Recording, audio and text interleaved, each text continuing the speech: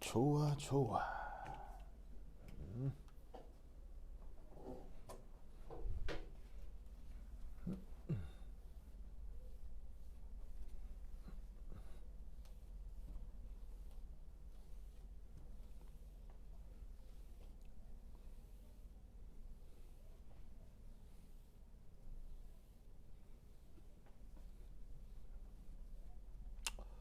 좋아.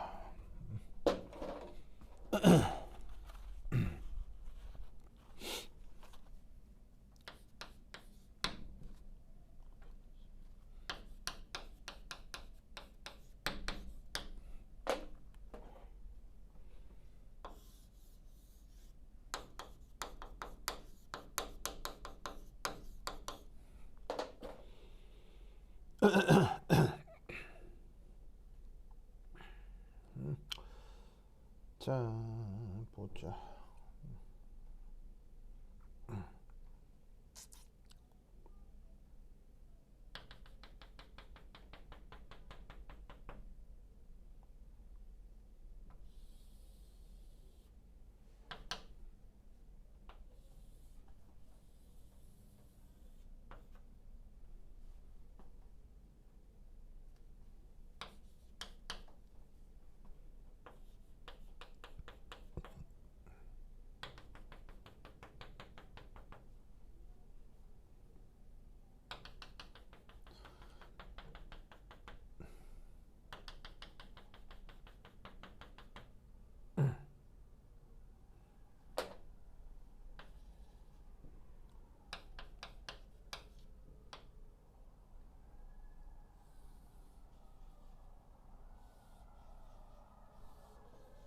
불렀네.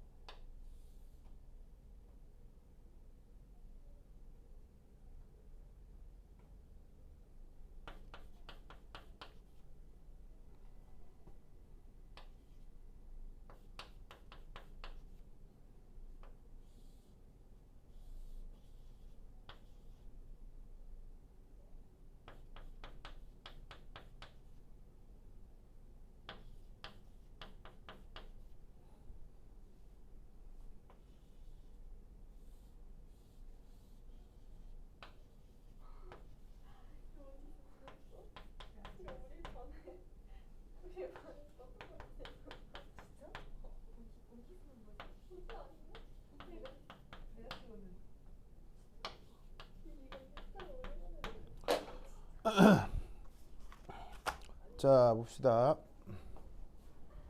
하나, 둘, 셋.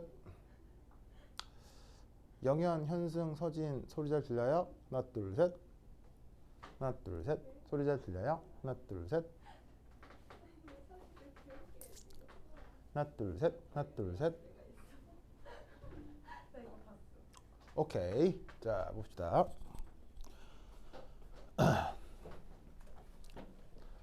자, 그 다음 이제 중요한 게 바로 그 교재 6페이지에 있는 그림 10의 A거든요. 당연히 준달책에 나오겠죠. 준달책에 있는 그림이니까요. 그래서 시험에 이 그림 거의 백발백중으로 나온다라고 생각하시면 됩니다. 자, 그럼 이제 이 그림의 의미가 뭔지 이제 좀 살펴보도록 하겠어요. 자, 예를 들어서 여기 이제 산소, 황, 셀레늄, 텔레늄이 있죠. 얘네들이 다 어디에 있는 애냐면 산소 같은 경우는 뭐 이렇게 뭐 산소 플로라이드 질소가 있는데 이때 예를 들어서 이제 주기율표상에서 14, 15, 16, 17 그래서 여기서 이제 2주기를 보자면 여기 이제 탄소가 있고 질소가 있고 산소가 있고 플로라이드 그 다음에 3주기부터 해서 규소 그 다음에 절메늄 그 다음에 주석 그 다음에 질소 인 그 다음에 AS 안티몬 그 다음에 산소는 황 셀레늄 텔레늄 플로라이드 염소 브로마이드 아이오다이드 그래서 이런 식으로 탄소 뭐 계륨 뭐 실리콘 절메늄 주석 이런 식으로 다 동족 원소인 거죠. 그럼 아시다시피 주기율표상에서 동족인 것들은 전자 배치가 어때요? 똑같죠. 전자 배치가 같기 때문에 루이스 구조도 같아요. 그래서 여기에 있는 H2O, H2SE, H2SE, H2T 이 네 개 다 루이스 구조 같고요. HF, HCl, HBr, HI 다 루이스 구조 같은 거예요. 다른 애들도 마찬가지고요. 아시겠죠? 자, 이때 또 하나 이제 재밌는 건 예를 들어서 그럼 같은 주기에 있는 것들의 의미를 좀 살피면 자, 같은 주기에 있는 것들을 보면요. 우선 H2O, HF, NH3, CH4죠. 그럼 여기서 알 수 있는 게 뭐 다른 것들은 내가 잘 기억은 안 나지만 탄소 같은 경우 원자량이 얼마예요? 탄소의 원자량은 6이잖아요. 아니, 6이 아니고 10이잖아. 12죠? 그 다음에 질소는 얼마? 질소 14. 산소는 16. 얘가 17인가 뭐 그럴 거예요. 17 맞나? 17 맞나? 17일 거야. 아닌가? 아니 뭐 크게 중요한 건 아닌데 뭐 여하튼 그럼 이 얘기를 이제 왜 하냐면 자 그러면 탄소가 수소가 16인데 수소가 두 개가 있잖아. 그럼 이 분자량 얼마야? 18이지. 18. 그 다음에 플로라이드에 수소가 붙으면 17에 1이니까 이것도 18이지. 얘도 질소가 16이니까 3개를 더하면 19 정도 되고 뭐라고요? 질소 얼마라고? 뭐라고? 맞아, 17. 미안해요. 큰 실수했네요. 네, 미안해요. 네. 계속 자직을 했어요. 뭐 큰 실수했네요, 내가. 그래, 뭐 고마워요. 이거 찾아줘서. 고마워요. 차지 또. 자, 그다음에 탄소가 10인데 하면 대략 16 이렇게 되죠? 그럼 이제 여기서 알 수 있는 건 뭐냐면 이 H2O, HF, NH3, CH4는 이런 식으로 같은 주기에 있는 수소화 물이잖아요. 그럼 같은 주기에 있는 수소화 물들은 어떻게 된다? 보시다시피 분자량이 비슷해요. 같을 수는 없지만 비슷하다는 얘기죠. 그게 이 3주기에서도 4주기에서도 5주기에서도 거의 마찬가지예요. 당연히 절대 같지는 않은데 비슷하게 나타날 수 있다는 얘기죠. 어떤 의미인지 아시겠죠? 무슨 말인지 알겠죠? 그러면 여기서 분자량 얘기는 왜 하겠어요? 분자량 얘기는 왜 하겠어요? 아까 끓는 점에 이게 지금 Y축이 끓는 점이잖아요. 끓는 점에 영향을 주는 요인 중에서 분자량이 있다고 했죠. 근데 분자량이 비슷하면 분자량 때문에 끓는 점이 달라졌다를 얘기를 할 수가 없잖아요. 그 얘기를 할 필요가 없잖아요. 무슨 말인지 알겠죠? 그러니까 같은 족에 있는 애들끼리는 같은 주기에 있는 애들끼리는 분자량이 같아서 분자량이 크다 작다를 굳이 얘기할 필요가 없다는 얘기예요. 무슨 말인지 알겠죠? 그래서 우선 요건 하나 인식을 해두시고요. 자, 근데 이때 여기서 이제 재밌는 건 첫 번째 이 그래프에서 알아둘 거 H2O, HF, NH3. 자, 얘네들은 여기 있는 CH4와는 달리 뭐가 가능하다? 얘네들은 분자 간 하이드로진 본딩이 가능하죠.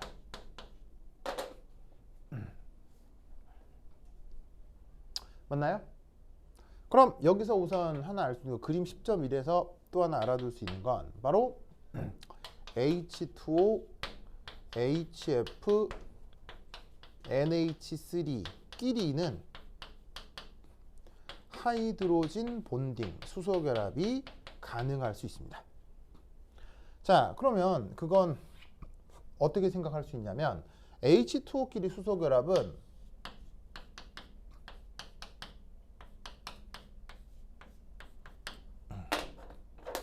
이렇게 이루어지겠죠. 그 다음에 HF끼리 수소 결합은 보시다시피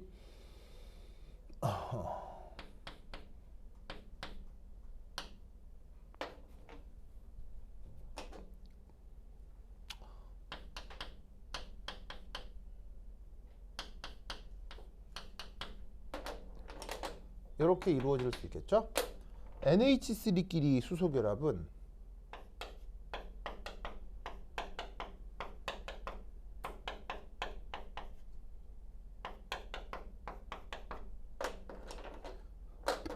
이렇게 이루어질 수 있겠죠.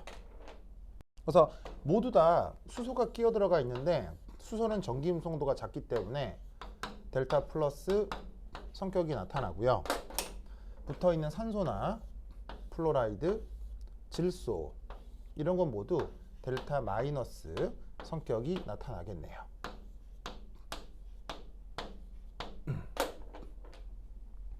아시겠죠? 그래서 이렇게 수소를 중심으로 산소, 플로라이드, 질소가 들어있기 때문에 이렇게 다 수소 결합이 나타납니다.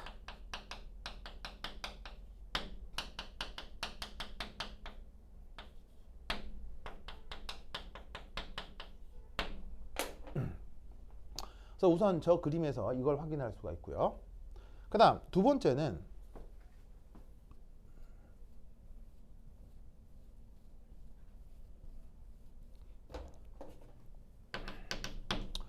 바로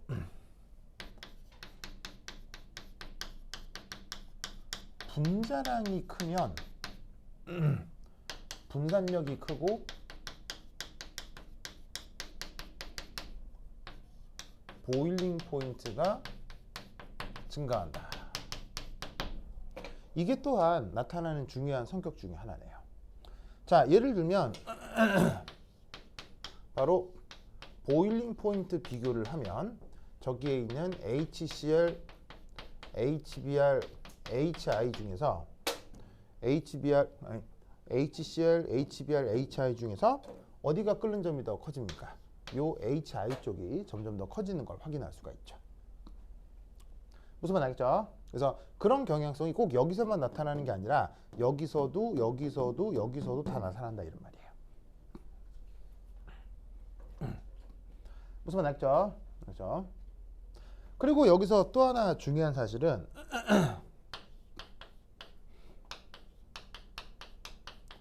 분자의 극성이 끓는 점에 주는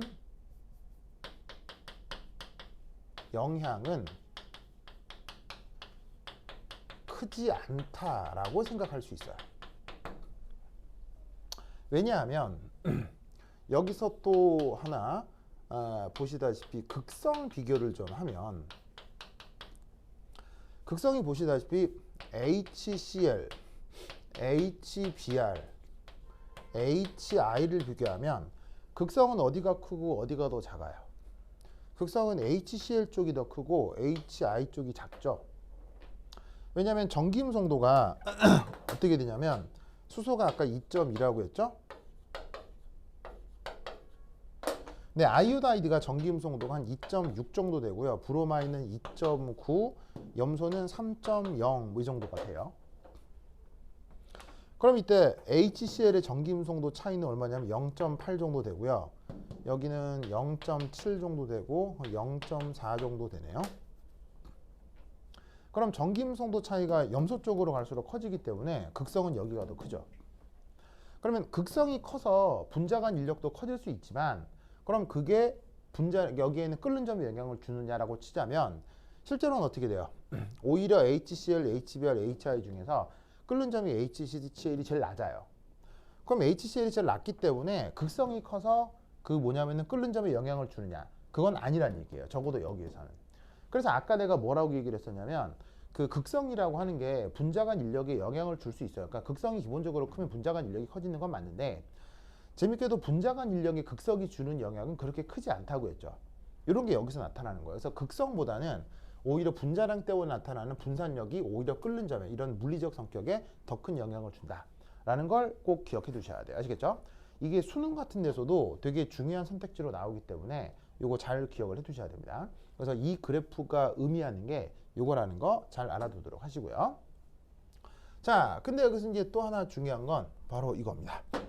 바로 세 번째, 분자량이 작아도요,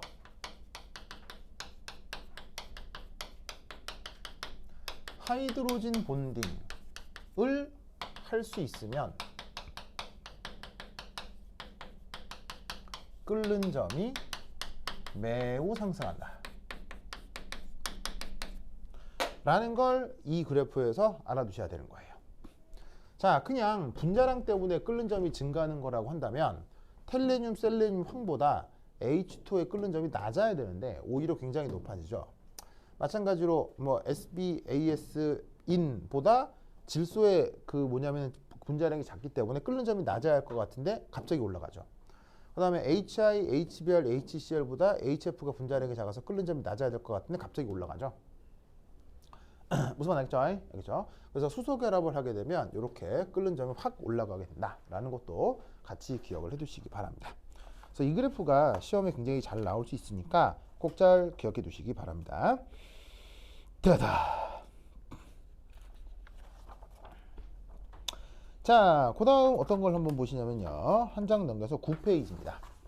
9페이지의 액체 상태 한번 살펴보도록 하죠. 그래서 수소 결합 요거 꼭 잘 기억해 두셔야 돼요. 알겠죠? 학교에서 선생님이 더 자세한 설명을 할 수도 있는데 뭐 그때 되면은 내가 더 자세한 설명을 해드릴게요. 자, 액체 상태 봅시다. 자, 여기 쉴게요.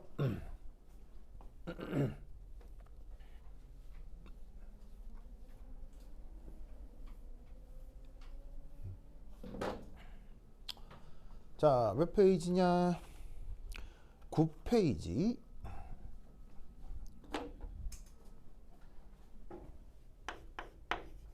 9에 여기 잘 안 지워지냐?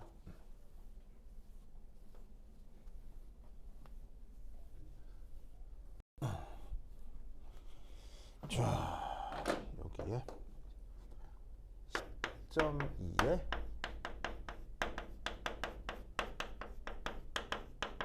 액체 상태. 이걸 한번 생각해 보도록 합시다.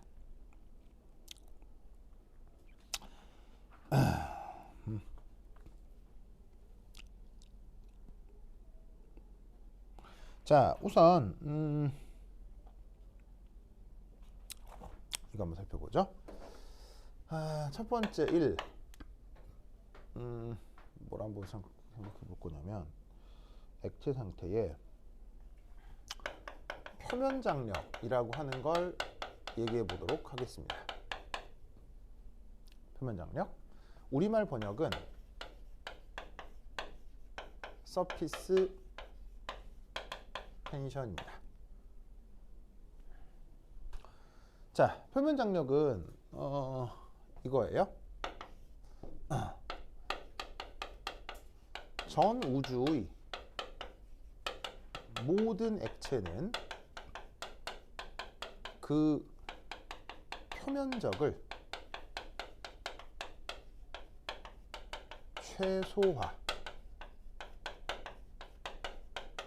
최소화하려는 경향성이 있습니다.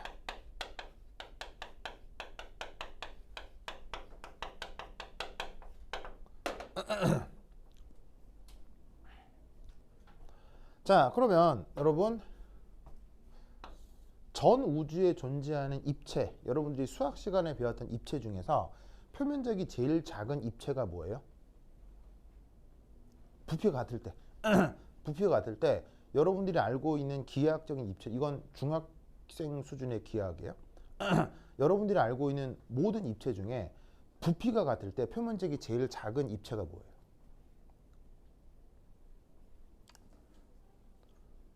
같은 부피에 대해서 표면적이 제일 작은 입체. 수학 시간에 다 배웠을 텐데.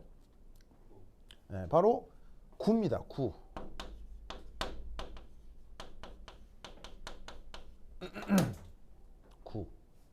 즉 표면 장력이라고 하는 건 현상적 측면에서 봤을 때 그냥 뭐가 된다? 액체가 구가 된다는 거예요. 그러면 컵에 따라 놓은 물이 구가 돼야 되는데 구가 안 되네요. 왜 구가 돼야 되는데 구가 안 되죠? 바로 지구에서는 중력이 있기 때문이죠. 그래서 중력 때문에 구가 그 액체가 구를 형성하지 않게 되는 건데, 그럼 이 말은 무슨 말이냐면 그 액체에 without 외력, 중력과 같은 외력이 강해지지 않는다면 정말로 액체는 구를 이루게 되는 거예요. 그래서 왜 여러분 우주를 다룬 영화나 다큐멘터리 같은 걸 보면 그 우주인들이 막 그 저기 우주선 타고 나가 항상 뭐 해요? 영화에서나 다큐멘터리에서나 항상 물 먹죠. 물 먹다 어떻게 해요? 질질 흘리죠. 그럼 무중력 공간에서 물이 이렇게 동글동글 해가지고 둥둥 떠다니는 거 막 영상에서 본 적 있죠. 이렇게 물이 진짜로 동글동글 해주는 게 뭐가 없기 때문이다? 중력이 없기 때문에 진짜로 액체는 이렇게 구를 이루게 된다라는 거예요. 그러면 이걸 어떻게 설명할 거냐라는 거죠.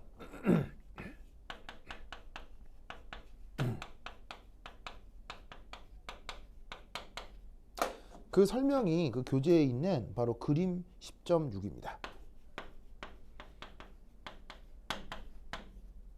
뭐 준달책에 나오는 거죠. 준달책에 나오는 그림 16입니다. 10.6입니다. 그럼 이제 이걸 어떻게 설명할 거냐? 이렇게 설명하는 거죠.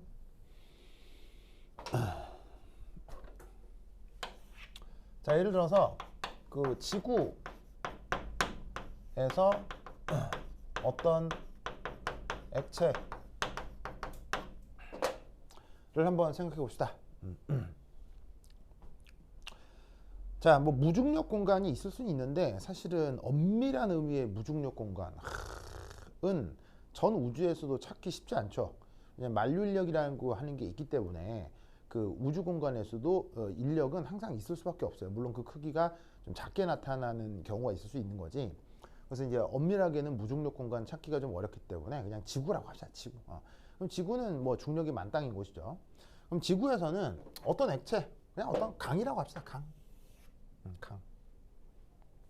그럼 이때 어떻게 되냐면 중력이 이런 식으로 이제 가해지게 될 거고, 액체는 항상 기하학적으로 이 외력의 수직한 방향으로 무조건 표면을 형성하게 되어 있습니다. 외력이 나타난다면. 외력이 없으면 군데 그냥 외력이 있다고 치자 이런 말이죠. 그러면 지구에서는 물은 평평하잖아요. 그걸 물리학적으로 어떻게 표현하냐면 그 외력의 수직한 방향으로 표면이 형성된다라고 물리학자들이 표현하는 거예요. 무슨 말 알겠죠? 알겠죠? 이거를 얘기해주면 학생들이 묻더라고요. 왜 중력의 수평한 방향으로 이렇게 수면이 형성되느냐라고 묻던데 이유? 몰라요. 노벨상 100개 받아도 몰라요. 여러분들이 물리와 수학을 열심히 공부하기 때문에 물리하고 수학을 열심히 공부하면 이 세상의 모든 원리를 설명할 수 있을 거라고 착각하는데 그냥 물리하고 수학을 열심히 공부하면 과학고나 영재고에서 성적이 올라갈 뿐인 거지. 그걸 잘한다고 해서 전 우주의 진리를 안다거나 그건 착각이에요. 무슨 말인지 알겠죠? 그리고 제뿐인 얘기일 수도 있지만 학교의 성적만 좋을 뿐이지 여러분 나중에 사회에 나가서 이게 여러분들이 무슨 어떤 지위를 얻거나 돈을 벌거나 사업을 할 때 이런 게 쓰니 하나도 안 쓰여요. 전혀 중요하지 않아요. 그래서 지금은 물리, 과학, 수학이 중요하겠지만 나중에 대학원 가보세요. 여러분들 학교에서 배우는 과목 중에 제일 중요한 게 뭘까요? 여러분이 대학생 딱 됐을 때 여러분의 인생을 바꿀 수 있는 가장 중요한 과목이 뭘까요? 첫 번째가 영어고요. 두 번째가 국어예요. 영어, 국어 별로 신경 안 쓰죠? 영어하고 수학 신경 안 쓰죠? 영어하고 그러니까 수학하고 물리는 여러분의 성적을 바꿀 수는 있지만 영어하고 국어는 여러분의 인생을 바꿔요. 그래서 지금은 피부에 안 와닿겠지만 나중에 대학생이 돼서 영어 공부를 좀 충실히 해두도록 하세요. 여러분의 인생을 바꿀 수 있습니다. 그래서 물리 수학 하나도 안 중요해. 하나도 안 중요해. 예. 대학생만 돼봐 딱 느낄 거예요. 네. 뭐 여하튼 그래서 물리학이라는 과목이 우주의 진리를 알려주는 과목이 아니고요. 그냥 내가 물리학자라가 쳐보자. 물리학자라고. 물리학자인데 바다를 봤어. 강을 봤어. 근데 물을 봤더니 물이 강을 봤는데 갑자기 강물이 갑자기 막 이렇게 됐어. 이런 거 있어 없어? 바람도 안 부는데 갑자기 물이 무악 솟아가지고 안녕 물리학자 막 이래. 자 이런 거 있어 없어? 언제 봤죠? 아닌데? 은재 자기 이름 뭐였더라? 어? 서춘이 맞다. 서춘아 이런 경우 있어 없어? 이런 경우 없잖아요. 그냥 바람이 안 불면 그냥 계속 이럴 거 아니에요. 계속 이럴 거 아니에요. 그러면 이렇게 돼 있을 때 또 갑자기 웬 사이렌 소리야? 누가 또 큰일 났나 보다. 자 어쨌건 이렇게 표현이 이렇게 만들어지잖아요. 그럼 이렇게 표현이 만들어질 때 물리학자는 고민하겠죠. 왜 저렇게 내가 관찰하는 물이 이렇게 계속 이렇게 수평하지? 그럼 항상 사람은 이유를 찾게 돼 있죠. 그럼 이유를 찾다 보니 자기는 이제 봐봐. 내가 만약에 뭐 예술가야. 그러면 물이 평평한 걸 왜 이렇게 평평하게 설명을 하겠어? 마음의 평안을 위해서 뭐 이렇게 표현할 수도 있고. 내가 만약에 신학자야. 그럼 물이 평평한 걸 어떻게 설명할 수 있어? 하나님의 뜻이다. 이렇게 설명할 수 있는 거지. 무슨 말이 겠어요? 인간은 항상 설명을 붙이게 돼 있으니까. 근데 내가 하필 물리학자야. 그럼 이게 평평해. 그럼 이걸 어떻게 얘기를 하겠어? 이렇게 중력이 작용하는데 그 중력에 수직하니까 라고 말을 만들어 붙이는 거야. 기존 자기가 썼던 개념에 지금 현상을 억지로 연결하는 거야. 그래서 탄생한 게 물리학, 화학 뭐 이런 학문인 거지. 물리학, 화학을 백날 해봐야 전 우주의 진리를 밝혀낼 수 있는 게 아니라고요. 그냥 기존에 있는 걸 새로운 현상을 관찰했을 때 거기에 말을 만들어 붙이는 거예요. 이유가 있는 게 아니고요. 물리학에서는 그냥 수평하면 액체가 수평하면 거기에 수직한 방향으로 외력이 작용하고 있다라고 항상 말을 만들어 붙이는 거예요. 이걸 수학적으로 증명할 수 있다, 증명 못한다? 절대로 증명할 수 없어요. 알겠죠? 그러니까 물리학이 이 세상에 물리학이나 수학이 이 세상에 어떤 진리를 제공해 주진 못합니다. 그렇게 표현하는 것뿐이지. 자, 어쨌거나 이렇게 액체 표면이 형성되어 있다면 거기에 수직하게 외력이 작용하고 있다라고 표현을 하는 건데 이때 이제 액체를 구성하는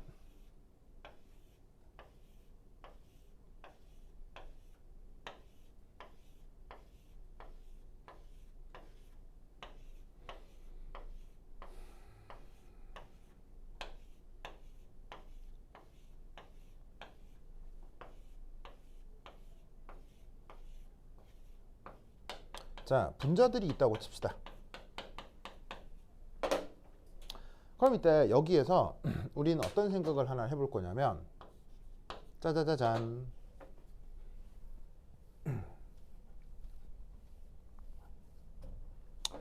이런 식으로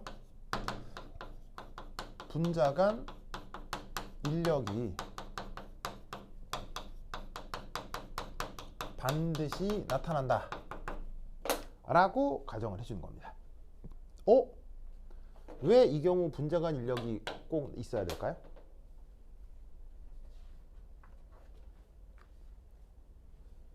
왜 이 경우 분자 간 인력이 반드시 있어야 된다고 할까요? 수아요? 왜 이 경우 분자 간 인력이 반드시 있어야 되죠?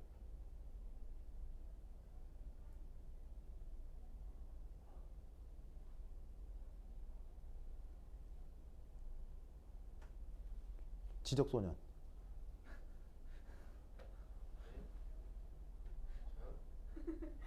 아니 아까 지적소년 지금 어디 보는 거예요 지금? 아니, 뻔뻔하기까지. 와 진짜 뻔뻔소년. 뻔뻔소년. 자, 왜 분자 간 인력이 반드시 있어야 되죠?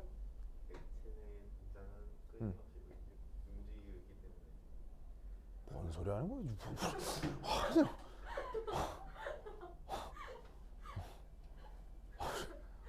뻔뻔선이 진짜 어 진짜 막 던지고 있어 우리 뻔뻔선이 진짜. 진짜. 자, 왜 이때 반드시 인력이 있어야 되냐면요. 바로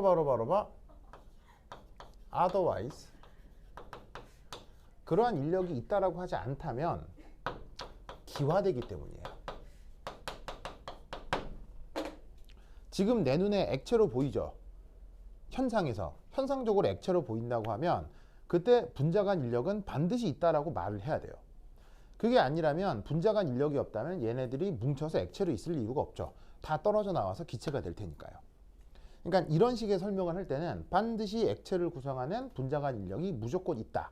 아시겠죠? 그게 아까 얘기했던 분산력이건 뭐 극성 분자간 인력이건 아니면 수소결합이건 뭐건 뭐 하여튼 이 액체를 구성하고 있다면 액체를 구성하는 성분은 반드시 인력이 있어야 돼요. 뻔뻔소년 알겠죠? 알겠어요? 진짜 언제부터 그랬어요? 어? 아니 이게 엄마는 아세요? 어? 왜? 뻔뻔하게 지적하고 엄한 소리 하는 거. 엄마 아세요? 아셔야 되냐고요? 아세요? 그래요. 알겠어요. 자, 근데 자지 마세요. 알겠죠? 아까도 잤잖아요, 또. 정말. 그럼 나 싫어하잖아요. 진짜. 하여튼 힘내주세요. 알겠죠? 그래. 자, 어쨌건. 자, 그래서 이제 분자간 인력이 나타나는데, 그러면 이제 분자간 인력이 여기 존재하는 액체들 사이에서 아주 다양하게 나타날 수 있겠죠. 그럼 예를 들어서 분자간 인력이, 뭐 예를 들어서, 뭐 이렇게 뼈병,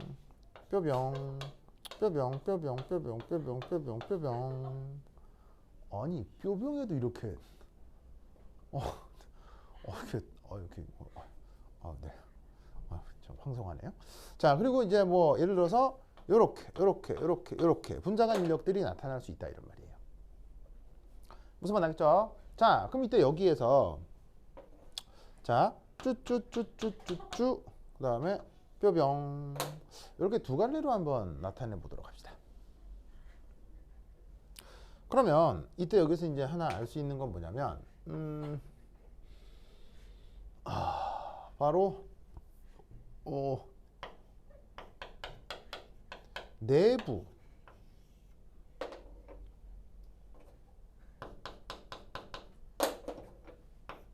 보다 표면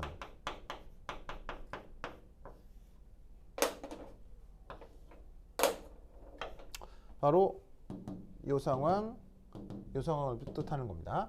내부보다 표면에 배치된 분자 주변 인력의 크기가 그래서 보시다시피 지금 더 큰가요? 더 작은가요? 수아야, 더 커요? 더 작아요? 더 커요? 더 작아요?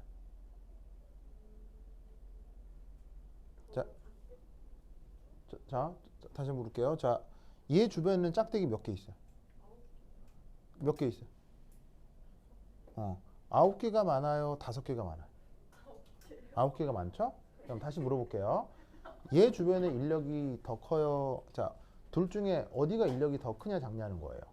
그럼 표면에 배치된 분자 주변 인력이 더 큰 거예요? 더 작은 거예요? 수아야? 당연하죠.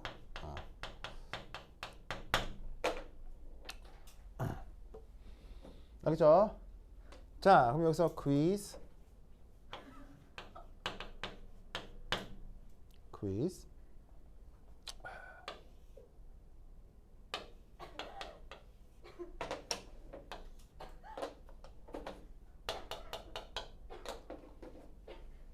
왜 죽는 거예요?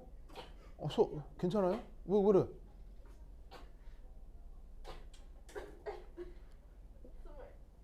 어떻게? 진짜요? 아니. 저 이제 웃다가 살에 걸렸구나 아니 먹다가 살에 걸렸네. 자, 요거와 요거 중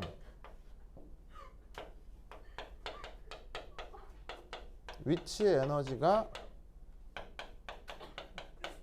더 큰 것은 어떤 겁니까? 서춘아? 서춘?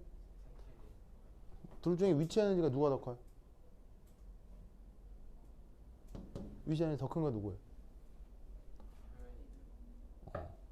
바로 봐. 자, 서춘 없죠. 뻔뻔. 자, 둘 중에 어떤 게 위치 에너지 더 커요? 표면? 좋아. 하온.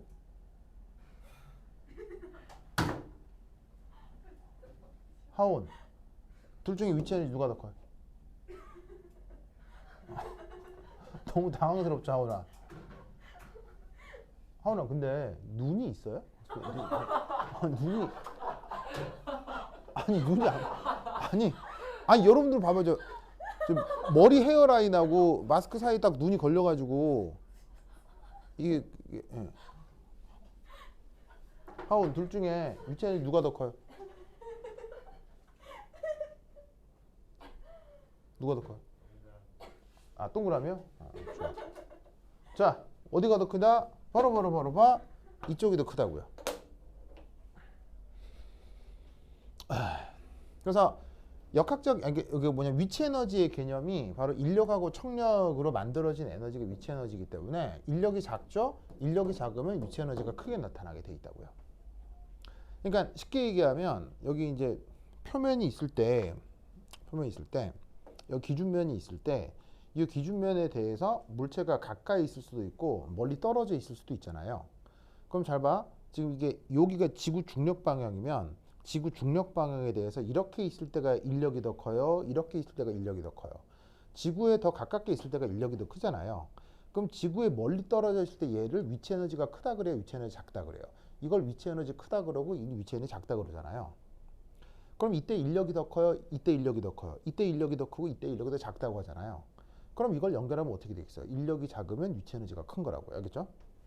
그래서 두 개 중에 어떻게 된다? 위치 에너지가 이쪽이 더 큰 거예요. 그럼 여러분 방금도 말씀드렸듯이 잘 보세요. 자 위치 에너지가 큰 거예요? 작은 거예요? 상대적으로 위치 에너지 작은 거죠? 위치 에너지 큰 거예요? 위치 에너지 작은 거예요? 상대적으로 위치 에너지 큰 거죠. 그럼 잘 봐요. 위치 에너지가 큰 데서 작은 데로 가는 게 자발적이에요. 위치 에너지 작은 게 위치 에너지 큰 데로 가는 게 자발적이에요. 어떤 게 자발적이에요? 당연한 거 아니에요? 무슨 말 알겠죠? 그러니까 어떻게 되냐면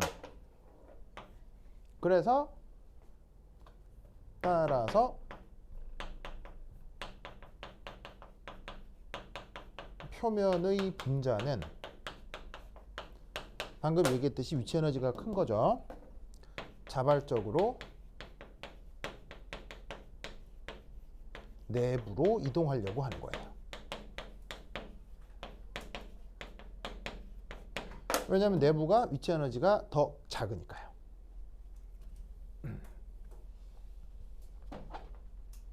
무슨 말 알겠죠? 그러다 보면 결국 어떻게 되겠습니까? 바로 봐. 표면에는 최소 개수의 분자만 남게 되는 겁니다. 그러다 보니 이렇게 뭐 중력이 외력이 작용하는 경우는 이렇게 펑퍼짐해지지만 이러한 외력이 없는 경우는 표면의 최소 분자의 개수만 남기 때문에 표면적이 작아지면서 구를 형성하게 된다. 그게 바로 표면 장력의 가장 기본적인 내용이에요. 알겠죠? 그래서 이제 그 설명이 지금 그 줌달책 그림 10.6에 나와 있는 거니까 이 설명 방법을 꼭 기억해 두시기 바랍니다. 알겠죠? 알겠죠? 이 논리를 꼭 기억해 두시기 바라요. 오케이, 타다. 그래서 이 액체들은 표면을 늘리려고 한다, 줄이려고 한다. 액체들은 표면을 줄이려고 한다라는 걸 꼭 기억해 두시기 바랍니다. 오케이, 타다. 자, 그다음.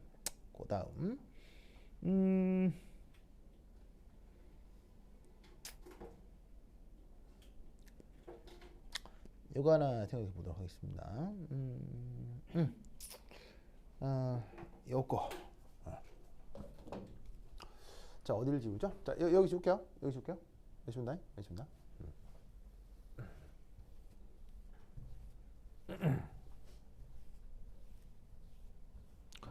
자, 세 번째는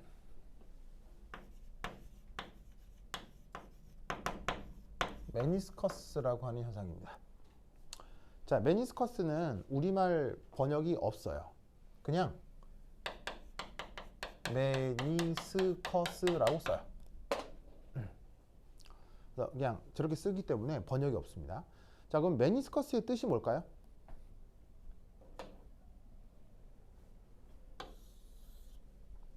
수아야, 메니스커스의 영안사전 찾으면 뜻이 뭘까요?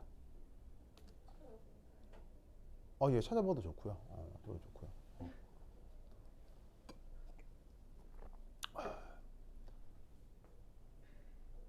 좋고요. 소년.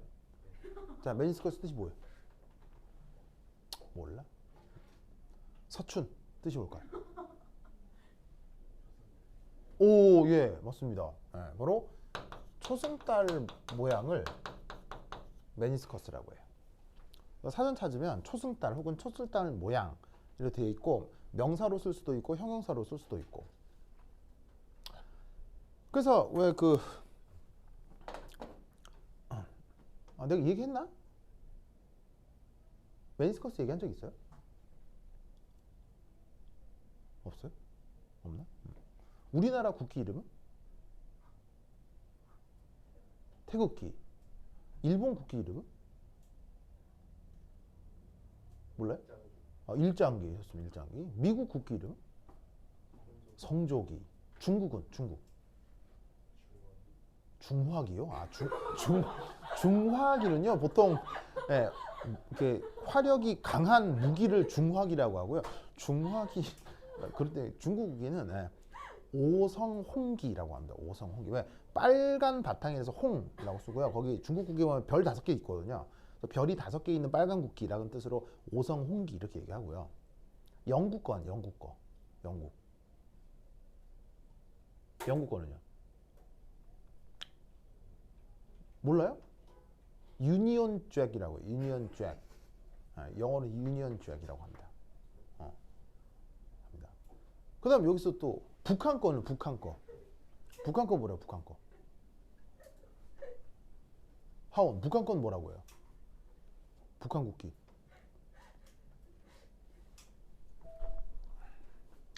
인공기라고 합니다. 인공기.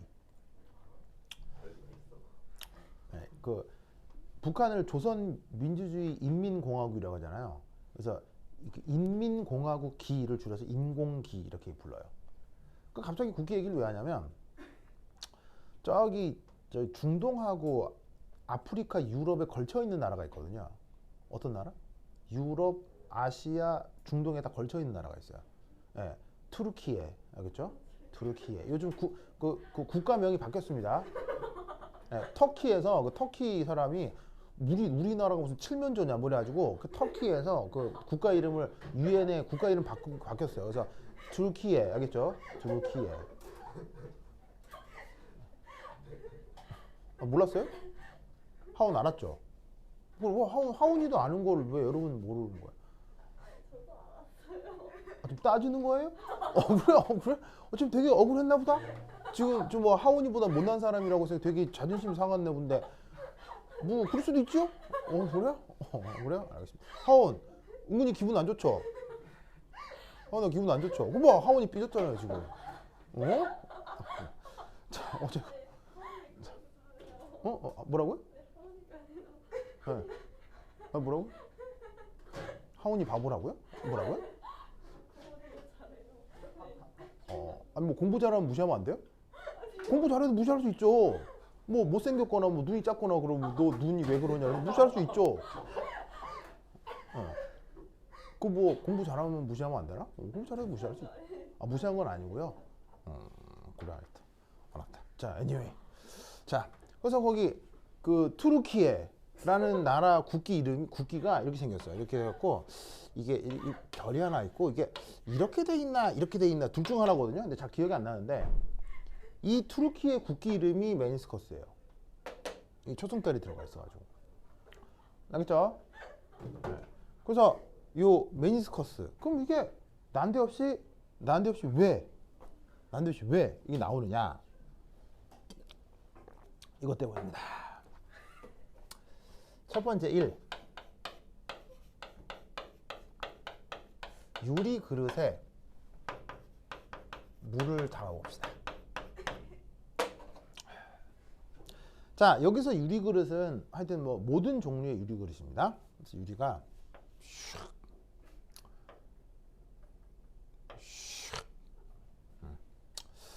자, 이게 이제 유리입니다. 유리. 아, 이쪽에 있을까? 유리.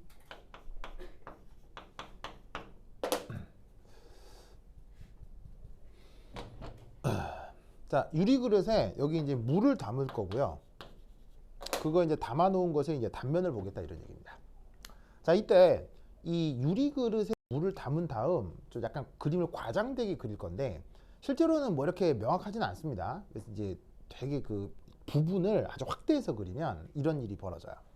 그래서 유리 그릇에 물을 담으면 놀라웠게도 짜자자잔 이런 일이 벌어집니다. 물론 아주 확대했을 때.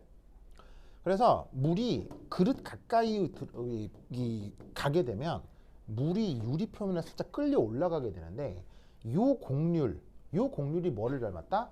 초승달 모양을 닮았다고 해서 요 현상 또한 메니스커스라고 해요.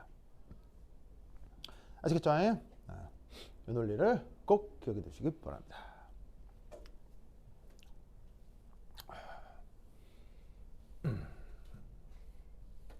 자, 그러면 이게 왜 그런지 이제 살펴봐야 되겠죠.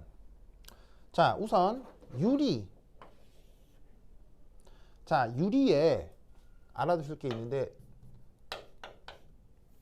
주 구성 성분이 뭘까요? 유리의 주요한 구성 성분이 뭘까요? 바로 실리콘하고 산소입니다. 그래서 실리콘과 산소만으로 되어 있는 광물을 그때 이제 석영이라고 하죠. 그래서 실리콘하고 산소가 이제 주로 결합이 되어 있는데 이때 이 실리콘하고 산소가 이렇게 이제 결합되어 있는 게 바로 유리예요. 알겠죠? 물론 유리는 이거 외에 여러 불순물이 섞여 있긴 합니다. 그래서 불순물들이 많아서 내가 말을 쓸 때도 주 구성 성분이라고 한 거예요. 이거 말고도 불순물이 많이 들어가 있을 수는 있습니다. 자, 근데 이때 실리콘하고 산소 중 누가 전기음성도가 더 클까요? 당연히 산소가 더 크겠죠. 왜냐하면 산소는 전기음성도 3대장이잖아요. 전기음성도가 2등이거든. 그러니까 실리콘은 그게 아니니까 전기음성도가 더 작을 수밖에 없지. 그리고 실리콘은 전기음성도가 수소보다도 전기음성도가 더 작아요. 굉장히 전기음성도가 작아요. 전기음성도가 한 1.6 정도 되거든요. 되게 수소가 2.2니까 수소보다도 전기음성도가 작습니다. 굉장히 뭐냐면 전기음성도가 작아서 유리에 있는 실리콘하고 산소에서 실리콘은 플러스 성격이 아주 강하게 나타납니다. 그리고 산소는 당연히 어떻게 되겠어요? 산소는 마이너스 성격이 강하게 나타납니다. 그럼 거기에 물을 담아두면 산소가 델타 마이너스에 수소가 델타 플러스잖아요. 그럼 여기서 알 수 있는 거 유리와 물 사이에 뭐가 나타난다는 걸 알 수 있죠? 수아야, 이게 뭐예요?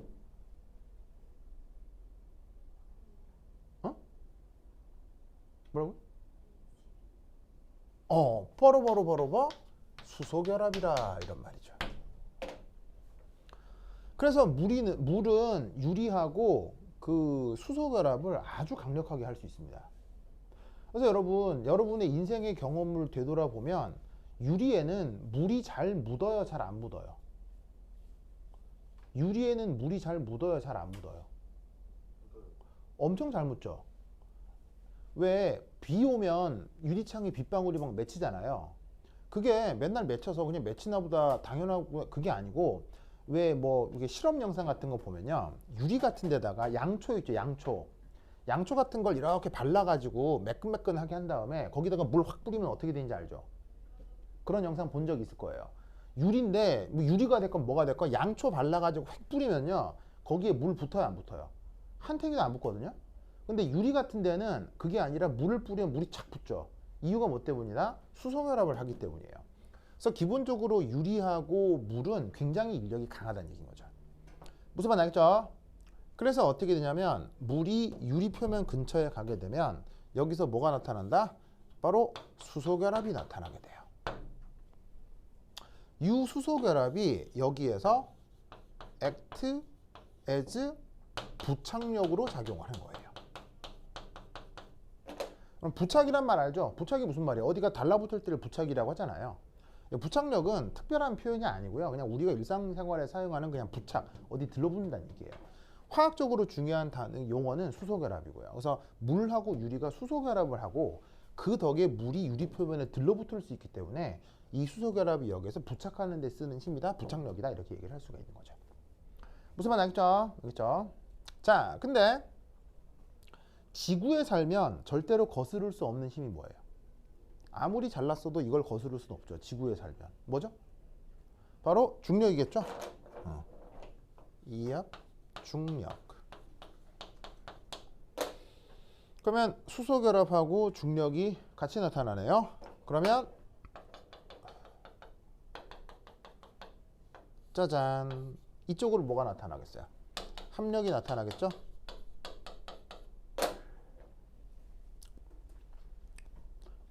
그러면 어떻게 되겠어요? 합력의 외력의 수직한 방향으로 표면이 만들어지겠네요. 그래서 어떻게 된다? 유리그릇에 물을 담아 놓으면 이렇게 아래로 오목한 모습이 나타날 수 있어요.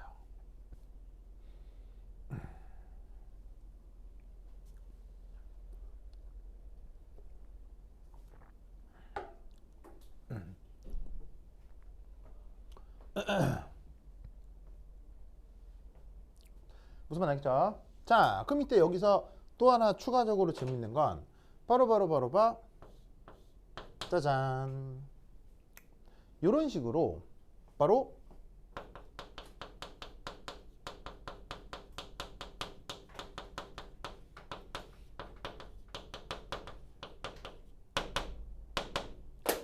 이 경우 위쪽으로 표면 장력에 의한 힘이 나타날 수 있습니다. 왜일까요? 왜일까요?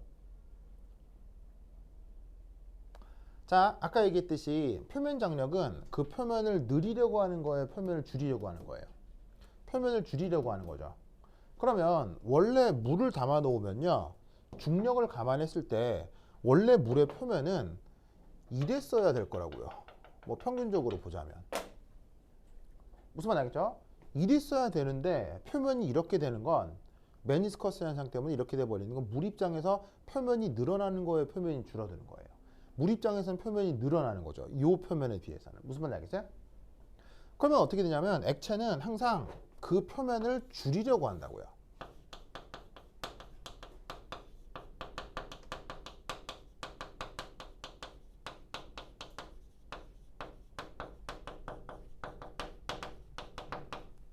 그러니까 메니스커스가 이렇게 나타나게 되면 표면 장력의 힘이 위쪽으로 작용하게 돼 있어요. 아시겠죠? 그래서 저 메니스커스가 저렇게 나타날 때 표면 장력에 의한 힘이 위로 작용하게 되겠구나 라는 걸 꼭 기억해야 돼요. 알겠죠? 어떤 방향이라고요? 표면을 줄이는 방향이라고요. 알겠죠? 자, 그럼 마찬가지로 두 번째, 유리 그릇에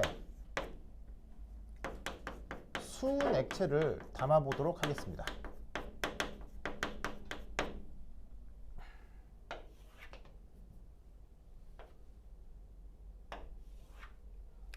자, 역시나 똑같은 유리인데 여기에 수은 액체를 담아 보도록 하겠습니다. 자, 그럼 아시다시피 여기에 있는 수은은 상온에서 액체 상태죠.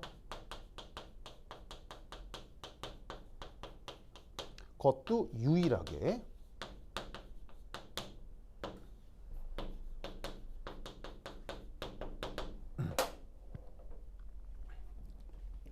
그래서 보통 상온에서, 그러니까 보통 이제 금속이라고 하면 상온에서 고체잖아요. 뭐 쇠도 그렇고 구리도 그렇고. 그런데 여기에 있는 수은만 액체가 됩니다. 그 액체를 이런 유리 그릇에 담아 놓으면 이때 표면이 어떻게 되느냐? 놀랍게도 짜잔 이렇게 되죠. 위로 볼록해집니다. 이 또한 초승달의 곡률과 닮았기 때문에 이 현상도 메니스커스라고 하는 거예요. 아시겠죠? 그러면 이때는 왜 그러냐? 바로 수은 원자 사이의 금속 결합력은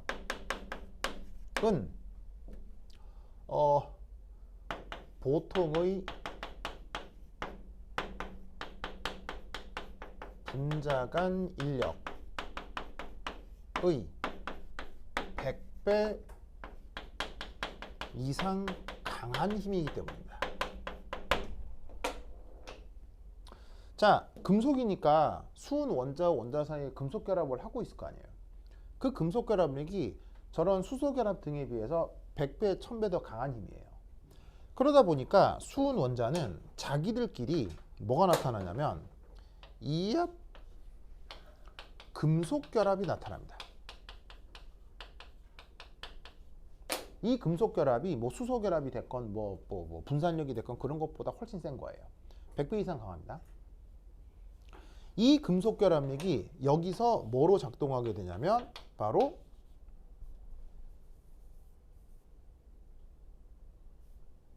이 금속 결합이 여기서 응집력으로 작용하게 되는 거예요. 응집이란 말 알죠? 바로 서로 뭉친 걸 얘기하는 건데 수은 원자와 원자 사이 금속 결합이 저 원자들끼리를 서로 응집시키는 힘으로 작용한다라고 생각하면 되는 거예요. 그래서 응집력은 중요한 표현이 아니고요. 여기선 금속 결합이 화학적으로 봤을 때 중요한 표현인 거죠. 하지만 뭐 금속 결합이 나타나건 수소 결합이 나타나건 절대로 거스를 수 없는 건 바로 중력이죠. 그럼 이때 합력이 이렇게 나타나겠네요.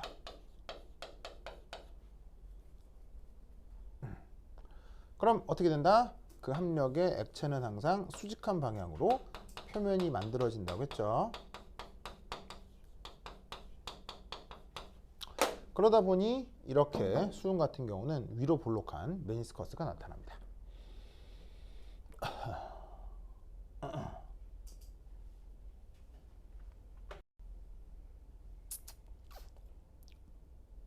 자, 이때 재밌는 건 이런 메니스커스 현상이 아니었다면 액체의 표면은 수평이어야 되잖아요. 중력만 있다고 생각할 때. 여기서도 마찬가지로 이렇게 수평의 표면을 형성했어야 합니다. 근데 메니스커스 현상 때문에 위로 볼록해지는 이런 일이 벌어진 거죠. 무슨 말 알겠죠? 그렇다면 이때도 표면 장력에 의한 힘이 작용하게 될 건데 어느 쪽으로 표면 장력에 의한 힘이 작용하게 될까요? 이 경우는 아래쪽으로 바로 표면 장력에 의한 힘이 작용하게 됩니다.